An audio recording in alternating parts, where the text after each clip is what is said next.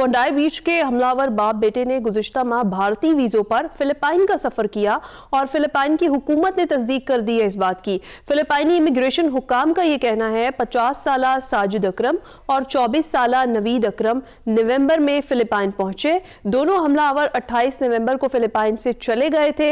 ऑस्ट्रेलियाई हुक्काम का कहना है दोनों के फिलिपाइन जाने की वजह की तहकीकात अभी तक की जा रही हैं। खबर एजेंसी के मुताबिक दोनों ने फिलिपाइन में फौजी तर्ज की तरबियत हासिल की थी। इंतहाई अहम खबर है, अहम पेशरफ्त है। सिडनी बोंडाई बीच पर जो त्यौहार मनाने वाले यहूदियों पर हमलावर हुए उनके हवाले से खबर एजेंसी इस बात की तस्दीक कर रही है कि दोनों जो हमलावर थे बाप और बेटा दोनों ने फिलिपाइन में फौजी तर्ज की तरबियत हासिल की थी। डॉक्टर मरियम फातिमा साहिबा हमारे साथ मौजूद हैं। बहुत शुक्रिया आपके वक्त का डॉक्टर साहिबा। जिस तरीके से अब ये पेशरफ्त हो रही है और चीज़ें खुलकर सामने आ रही हैं, इस पर वो सारा प्रोपेगेंडा जो भारत और अफगानिस्तान की जानिब से किया जा रहा था वो तो दम तोड़ गया। जी, thank you for having me on your channel. इसमें जो ये प्रोपेगेंडा है इंडिया की तरफ से, अफगानिस्तान की तरफ say about this suspect and the person who was involved in this incident, उसके ऊपर मुझे कोई खास इतनी हैरत नहीं है। आप सिर्फ इंडिया के पैटर्न देख लें कि जब भी इस तरह का कोई वाकया होता है और इंडिया का अभी आप इस तरह 2025 मई में इंडिया ने ट्रूथ को कितना ऑब्फस्केट किया, कंफ्यूज किया, ताकि लोगों का ध्यान जो है इंडिया के फेल्योर्स से बच जाए। So in my view, India को Indian government and उनकी जो authorities थी, they were aware कि इस suspect के links जो हैं वो इंडिया के साथ जाके जुड़ेंगे, तो उन्होंने पहले से ही ट्रूथ को मगल करना स्टार्ट कर दिया। बेसिकली ये हाइब्रिड वॉरफेयर है और ये इंडिया ने अभी नहीं स्टार्ट की, ये काफी अरसे से उन्होंने पाकिस्तान के खिलाफ जो है और अपने तमाम नेबरिंग कंट्रीज के खिलाफ स्टार्ट की हुई है। और इस हाइब्रिड वॉर में वो साइकोलॉजिकल ऑपरेशंस करते हैं, डिस्क्रेडिट करते हैं अपने राइवल्स को, और उसके अलावा उनके खिलाफ प्रोपेगेंडा करते हैं जिसके लिए उनकी लॉबिंग फर्म्स हैं। उनका पूरा का पूरा मीडिया वेल ट्रेन्ड है इस सारे प्रोपेगेंडा के मशीनरी के अंदर। They are very well trained and skilled in it. उनको प्रॉपर तरबियत दी जाती है हाउ टू जो है confuse and how to keep the lines blurred, ये उनकी तरबियत है। उसके अलावा आप यहाँ से भी अंदाजा लगा लें कि तो मैंने आपके साथ मीडिया की बात की, लॉबिंग फर्म्स की बात की जो इंडियन नेशनैलिटी इंडिया के साथ लिंक्ड है, और थिंक टैंक्स हैं उनके जो प्रॉपर वो इस पैराए में काम कर रहे होते हैं। उनका आप डायस्पोरा लें, डायस्पोरा आम आवाम होते हैं। उनकी तमाम आवाम जो हैं, बीजेपी गवर्नमेंट ने ऐसे लॉज बनाए हुए हैं कि अगर वो बीजेपी गवर्नमेंट के हिंदू सुप्रेमिसिस्ट आइडियल्स के साथ अलाइंड नहीं होंगे तो उनकी शहरियत मनसूख की जा सकती है, और मनसूख भी हुई है।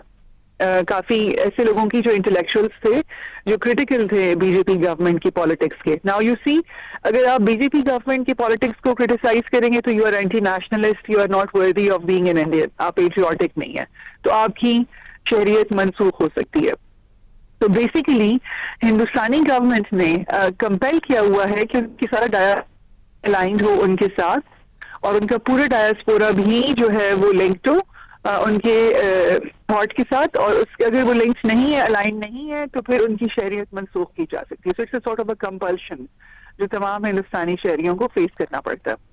इसके अलावा आपको पता है कि हिंदुस्तान के लोगों की तादाद भी ज्यादा है, तो वो एकेडेमिया में, पॉलिसी मेकर्स में, कि डिफरेंट में वो लोग वहां जाके बस गए हैं और वो बहुत ज्यादा अडेप्टेबल हैं, तो वो अडेप्ट कर जाते हैं और वो पॉलिसी मेकिंग के मशीनरी का भी हिस्सा बन जाते हैं।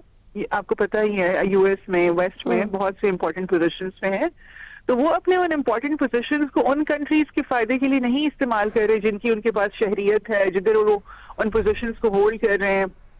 अगर वो अमेरिकन भी हैं तो वो इंडिया के लिए काम कर रहे हैं, वो प्रो इंडियंस हैं, वो तमाम पॉलिसी और तमाम मशीनरी जो गवर्नमेंट की है उसको टिल्ट करेंगे इन इंडियाज फेवर।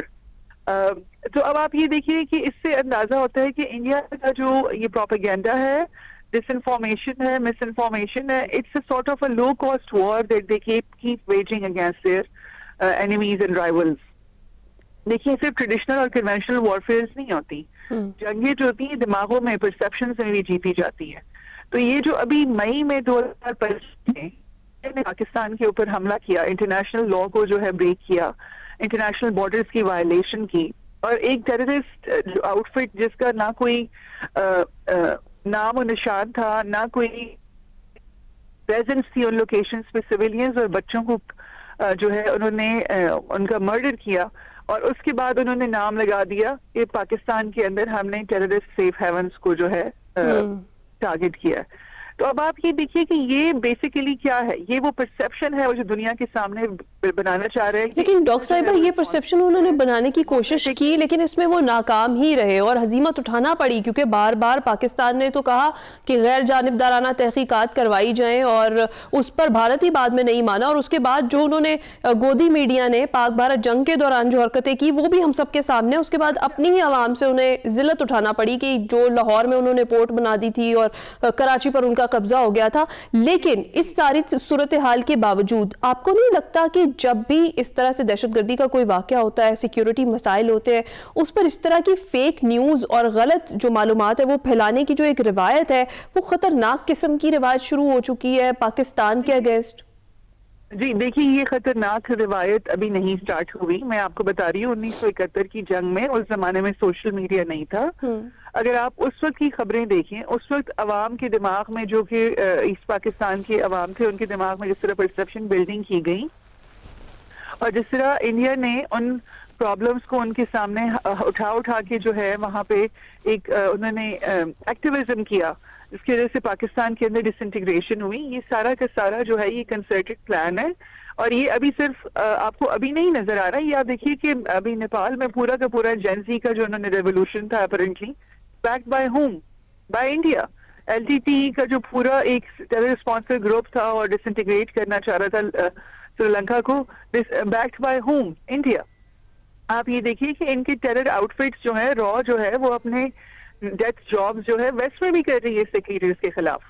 تو آپ یہ سمجھ لیجئے کہ یہ کوئی نیا فینومینا نہیں ہے، کیونکہ ٹیکنالوجیکل ایڈوانسمنٹ ہو گئی ہے اور اب لوگوں کو بہت زیادہ جلدی ایکسیس ہو گئی ہے انفارمیشن کی، تو وہ غلط کو صحیح سے فوراً سے جو ہے. آپ درست فرما رہی ہیں. ڈاکٹر صاحبہ ذرا ساتھ ہی موجود رہے گا، اسی معاملے میں ایک امپورٹنٹ اپڈیٹ بھی ہوئی ہے، وہ شامل کر لیتے ہیں پہلے، پھر اس پر بات کرتے ہیں. بونڈائی بیچ پر حملہ آوروں کے بھارتی ہونے کے مزید جو شواہد ہے وہ سامنے آنے لگے ہیں، اور آسٹریلوی وزیر خارجہ کا بھارتی ہم منصب سے رابطہ ہوا ہے. بونڈائی بیچ پر حملے کے حوالے سے بات چیت کی گئی ہے، اور آسٹریلوی حکام کا یہ کہنا ہے بھارتی وزیر خارجہ نے آسٹریلوی حکام سے ہر قسم کے تعاون کی یقین دہانی کروا دی ہے. آسٹریلوی وزیر خارجہ کا بھارتی ہم منصب سے یہ رابطہ ہوا ہے اور بونڈائی بیچ پر حملے کے حوالے سے بات چیت کی گئی ہے. آسٹریلوی حکام اس چیز کا دعویٰ کر رہے ہیں اور بتایا یہی جا رہا ہے کہ بھارتی وزیر خارجہ نے ہر قسم کے تعاون کی یقین دہانی کروا دی ہے.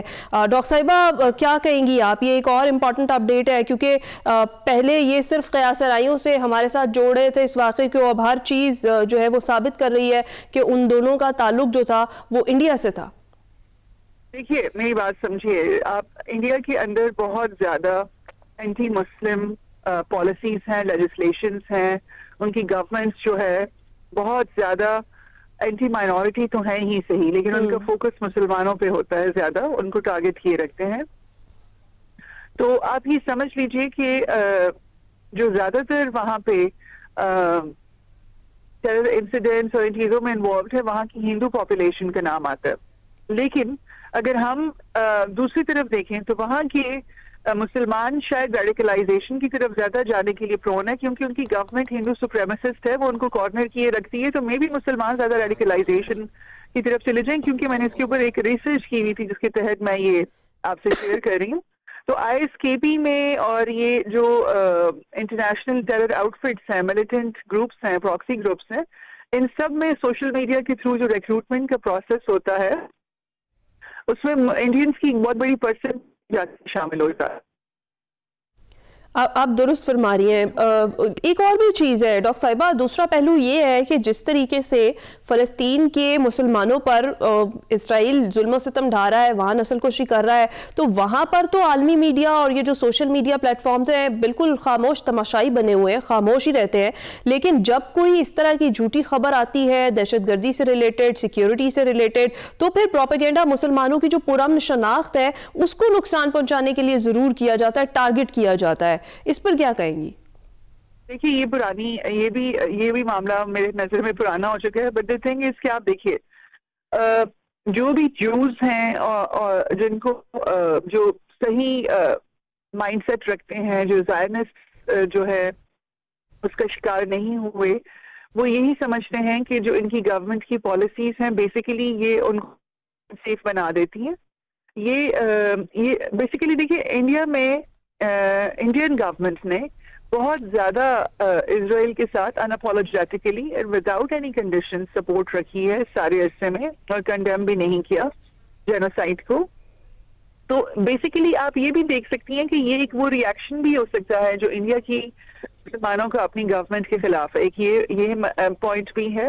دوسرا یہ ہے کہ اسرائیل کی اپنی گورنمنٹ کا بھی اس میں ہو سکتا ہے, لیکن میں یہ سمجھتی ہوں ذاتی اعتبار میں کہ گورنمنٹ جو بھی کر رہی ہیں, ایسے انسیڈنٹس جو ہوتے ہیں یہ اس کاز کو کمزور کر دیتے ہیں جو کہ جس کے لیے ہم سب جو ہے کوشاں ہیں اور جس میں ہم سب کا یقین ہے.